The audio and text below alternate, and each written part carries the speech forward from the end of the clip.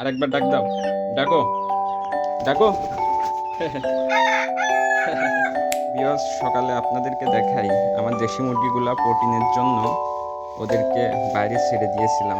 তো দুপুরে বৃষ্টি হয়েছে, এখন ওদের ঘরে যে দেখবো মুরগিগুলা ঠিকঠাক মতো সব ঘরে গেছে নাকি। আর এইখানে এরা কি করছে? এই তোমরা কি করছো? খাচ্ছ? এই দুটাই হচ্ছে মা ছাগল, আর এটা হচ্ছে নাট। ওই সাইডে আছে মেবি, এটা হচ্ছে রোজ, আর ওইটা হচ্ছে রোজি, এটার মা। হ্যাঁ, চলেন মুরগির ঘরে যাই। এদের সাথে পরে কোনো এক সময় আপনাদের পরিচয় করাই দেব, আর এদেরকে নিয়েও ভিডিও আসবে নেক্সট পার্টে ইনশাল্লাহ। চলেন দেখি মুরগির কি অবস্থা, সব মুরগি ঠিকঠাক মতো করে আসছে নাকি। এই কি অবস্থা তোমাদের? কি খবর?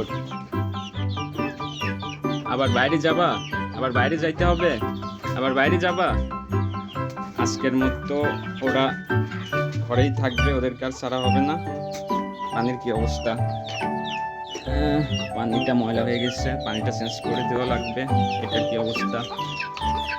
এটা অবস্থাও সেম, একটু ময়লা হয়ে গেছে, চেঞ্জ করে দেব।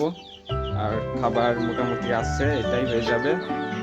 রাতে আর একটু ফিড দিয়ে দিলেই মোটামুটি আজকের দিনের মতো ওদের আর খাবার পানির জন্য প্যারা নেওয়া লাগবে না।